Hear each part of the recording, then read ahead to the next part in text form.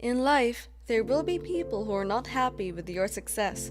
They do not want to see you progress, and the mere thought of your happiness brings bitterness to their hearts. No matter what you do, the truth is that you cannot please everybody, and there will be those who find fault in you and subsequently want to see you go down. However, there's nothing to be worried about because your enemies can only make plans. They can go behind you and plot your downfall. They can set traps and lay in wait. Well, all of those things will definitely be in vain over your life. They will fall into the traps they have set for you, and as the Bible has said, they will drink their own blood and eat their flesh. Instead of you to go down, they will watch as you rise and move gradually to the top. Rather than being demoted, God will promote you to high places and put those people to shame. Just as the book of the Psalms says, He will set a table before you right in the presence of your enemies. You will have reasons to rejoice, and blessings will not cease from flowing in your life. Those that have thought you cannot make it or will not amount to anything in life would end up disappointed.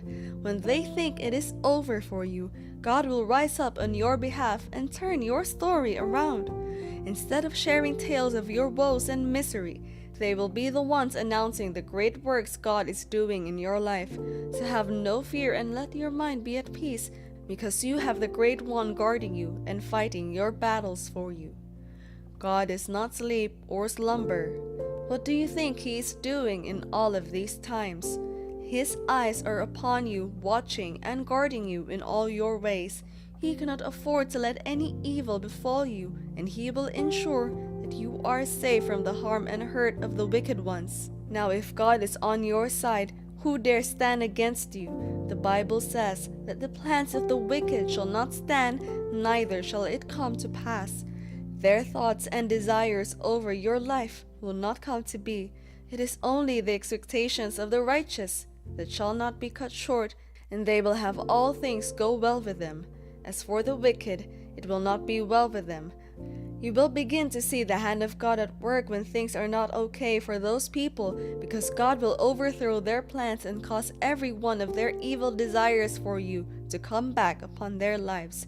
Remember the other princes who were envious of Daniel and wanted to see him fall. They wanted to take him out of the picture completely, and so planned to trap him through his habit of praying. In the end, God vindicated him, and in his place, those people that had planned his downfall were thrown in the den of lions, where they lost their lives and that of their families. The same thing will happen to those that want to see you fail. They will be the one failing while you succeed at everything you do. They will come to regret their very action against your life, because God will keep lifting you, and instead of retrogressing, you will keep moving forward, going higher and higher, soaring through heights and climbing up the ladder of success.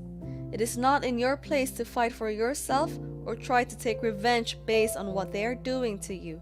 The Bible says we should pray for our enemies, bless those who curse us, and even those who despitefully use us. The truth is, this might not be something you find easy to do. Who wants his or her enemies to do well? Who wishes that things will be fine with people that wish them bad, especially when they have done nothing to deserve that action or attitude? Yet, that is what the Bible says. That's the code to winning. That is the code to staying on top and above your enemies. You do not fight evil with evil. Rather, you overcome evil with good. So don't stop doing and being good. Your goodness might even infuriate them more. Your piety can be the reason they hate you. Your refusal to compromise and join them in shady deals might be the reason they want you out of the picture. Yet, God is telling you not to stop, because some people have problems with the good works that you do. What would have happened if Daniel had stopped praying just to please the others, or to avoid the consequence of going against the king's orders? Maybe nothing, but that would mean that his enemies won, and the name of the Lord would not be glorified in his life. The whole point of this is that you don't stop the good that you are doing just because someone is uncomfortable with it, or because certain people happen to have issues with your way of doing things. As long as it is in line with God's will for your life, keep at it. And then you do not need to look for ways to get rid of those enemies or evil wishes. That is not your place. Let God do the fighting for you. Let Him avenge you Himself. It is in the very presence of these enemies that the Lord will raise you and make a great person out of you. They will watch and wonder at the works God is doing in your life, and even better still, they will be unable to stop God's work in your life. You have nothing to worry about as long as you are on God's side. That is the best place to be, and with Him, you can be sure that victory is yours. You will get the blessings you have been hoping for, and God will use those enemies to cause your accelerated progress. They will be the instruments through which you come to the notice of your destiny helpers. They will be the vehicle through which God takes you to your place of destiny. Haman wished Mordecai dead just because he refused to bow to him like the others at the king's court, and as a result, he planned to kill him. But God had other plans in place. First, He used Haman to announce Mordecai around the city as the one whom the king is pleased with and wishes to bless. And then things started to look up for Mordecai. Well, that marked the beginning of the end of Haman. Just put yourself in that scenario and watch how God fights your battles for you. Like Mordecai, when you notice the enemies advancing on you and trying to make their evil plans work against you, rise up in the place of prayer. That is where we do our fighting. In prayers, you can be sure that God will answer you and bring deliverance for your soul and everything that concerns you. As much as you cannot retaliate and form a revenge plan against the enemies, there's this one thing you can do, and that is to pray.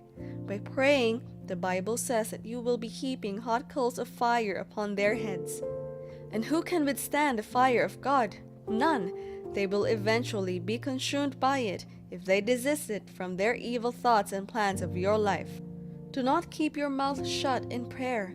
Mordecai told Esther that being in the palace does not exempt her from the evil decree that was passed against all the Jews in the land. And what did she do afterwards? She declared a fast and prayed before going to the presence of the king uninvited. God gave her wisdom and made her find favor in the sight of the king. You do not need sword or arrows to fight the devil. You do not need to start trading words with your neighbors or colleagues that want you out of the way.